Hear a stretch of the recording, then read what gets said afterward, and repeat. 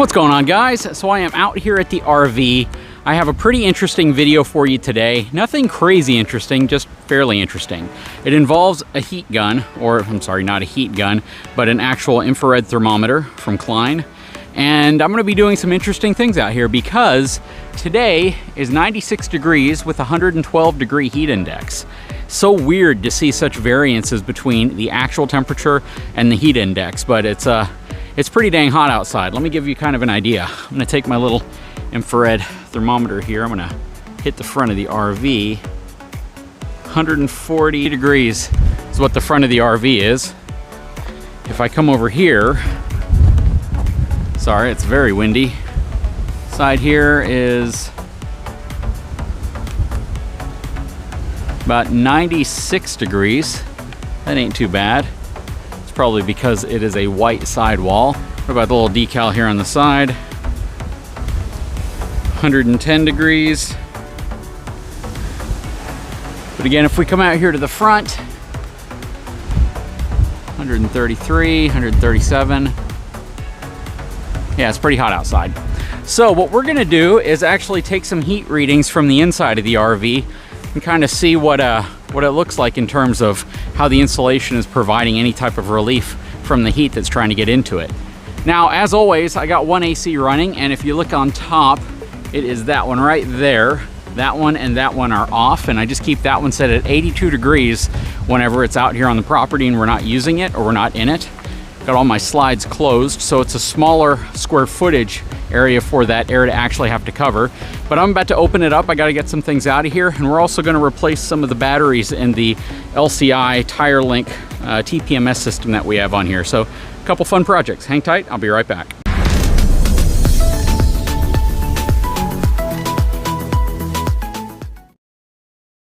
Okay, so I have my One Control app open. I'm going to go to TireLinc, and you'll see that I have the front left side, I think, needs a new battery. So we're going to go ahead and throw a new battery in that one. Okay, so I'm out here at the tire. This is the front left tire. Just going to unscrew the sensor, and then you simply separate this part right here from that part right there. And I'll do that off camera real quick, and then I'll be right back. And they give you a little tool to help you do it, but I'm going to try to do it by hand. Okay. It actually wasn't very difficult at all. Let me see here. Takes a little bit of force. You probably might want to use the tool, but it really didn't take me much effort to get that off of there. And you can see the little rubber seal there at the bottom that keeps them free from any water contact.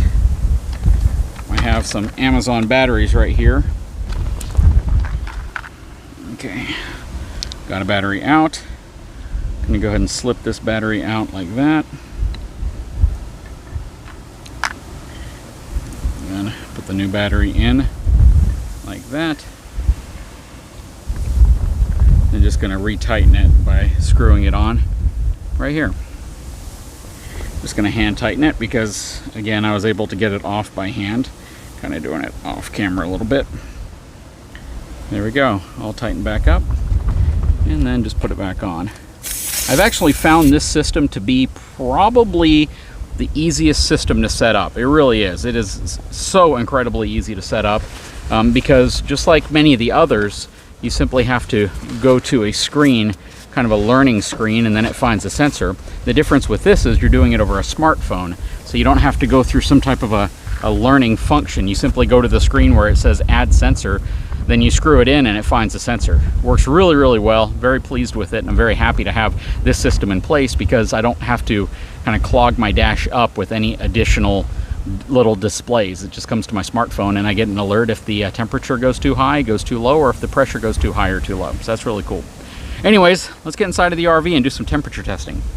Okay, so I'm inside of the RV now. I got the two main slides here pushed out.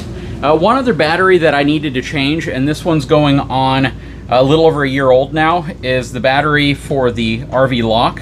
It starts to give you a really loud kind of an alarm sound when the battery's starting to go out, and I don't know how soon after that starts happening that you really have to start paying attention to swapping these batteries out, but it's simply 4 AA batteries. I use the Energize Max batteries inside of here, and they last about a year, so, you know, and it's with intermittent use, so this isn't like constant in and out every single day, but even in storage and using it on the occasional trips, things like that. So you get about a year out of the batteries on this thing. I have the wireless remote, but I never really use it. I pretty much use the keypad on here for everything. But yeah, I just swapped the batteries out there as well, and it's working great. But yeah, so the point here today is to kind of take some temperature readings, because it is extremely hot outside. Of course, it could be hotter, and you know, I was in San Antonio the other day, and it was 104 degrees outside with a heat index of 115, so it was a few degrees hotter. Definitely in terms of actual temperature, it was certainly hotter, but this is a good example of a hot summer day. This is a good example of what a lot of RVs might struggle to cool. And what I want to do is I want to go around the RV and kind of take some temperature readings of different areas, from windows to corners to areas near slides, so you can kind of see where heat might actually be leaking in. Now, I also have a FLIR tool, and that is essentially a thermal tool to give me actual readings of what's going on with heat. But it gives you such a vast swath of color where there's heat that sometimes it's a little bit, I'm going to say it's a little bit of a misrepresentation of what you're actually going to be experiencing. So I figured I'd just break out the trusty old digital thermometer and see how everything looks from that perspective. Now, the air conditioner, again, we only have this one AC running.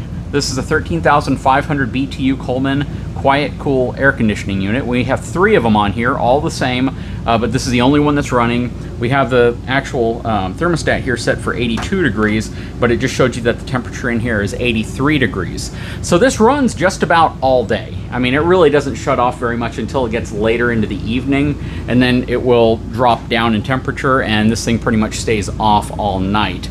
But of course, during the day, the thing is running to try to keep this thing pretty cool, but more importantly, it helps dehumidify it.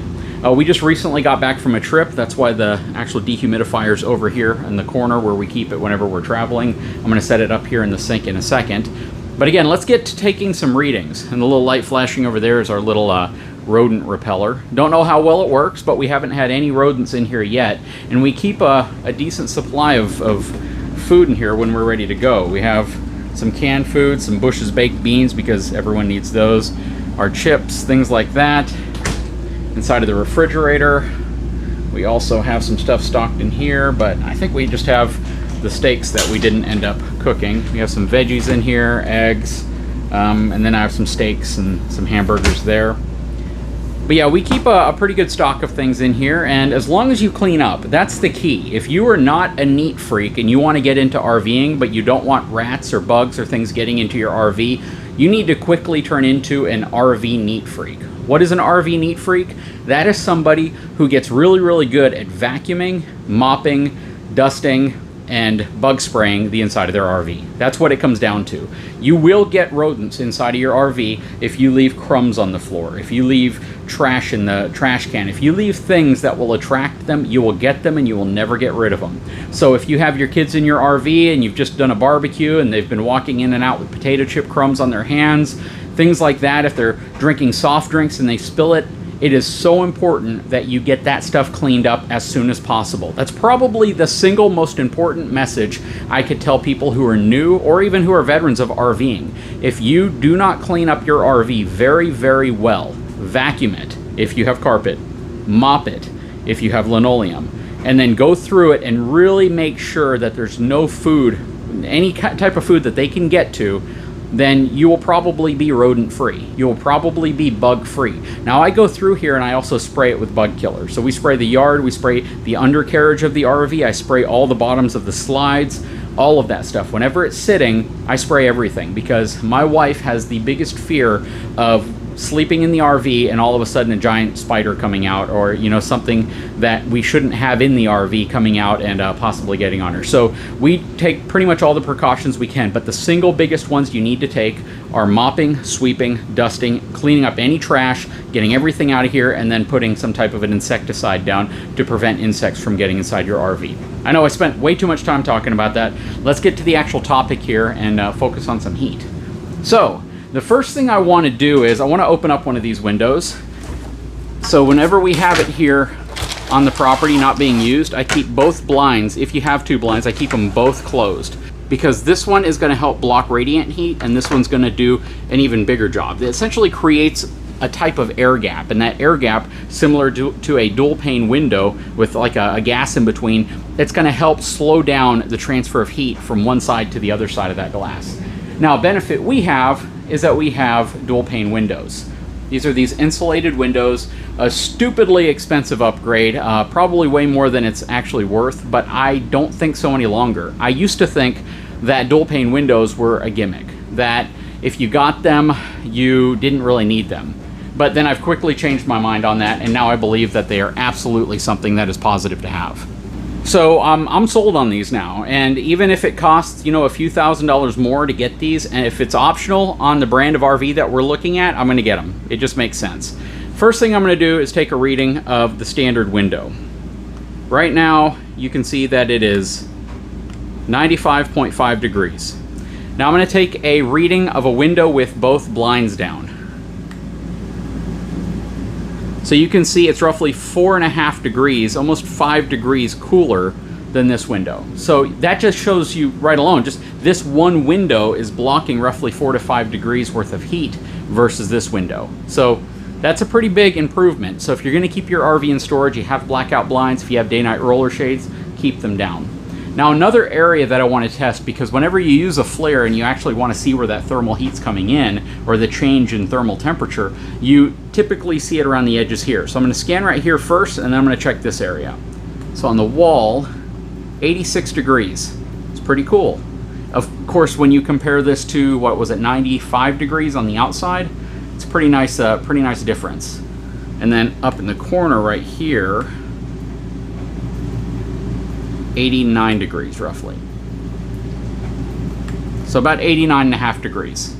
So again, kind of one of those areas that you can see the big difference. So even though the air temperature in here isn't quite that warm, because this air conditioner's done a really good job of keeping the temperature at about 83 degrees, and you can feel the cold air blowing out, which certainly makes a big difference, you can definitely tell where heat wants to come in. So if I get the sidewall right here, 85 degrees, and if I move it up, 87. If I get the roof, look at that, it's actually kind of low, 83.7. And the ducting is in this area right here, so check that out, 77.7, and then the vent itself is going to be significantly lower than that. This one's blowing a lot more air because it's a little further downstream, and the vent here is 65.7 degrees. And the vent here is 64.9.8.6.4, and then the one in the back 65.5, and this is all being fed by that one AC right now. Now into the bathroom. This room definitely feels warm, 95.4, 100 degrees up here. We get that skylight, 105, 106, 107. That is certainly hot. What about this vent right here? That's not going to be too hot because there's a cover over it on the outside. And then this wall is an interior wall, so it's not too bad. But yeah, exterior walls, that's pretty hot. It's pretty warm. And you can see the difference again between the wall where it's insulated as you get up to the corner, how much hotter it gets. Pretty crazy, huh? So, a temperature gun like this is a very, very good way of helping you determine where heat may actually be getting in.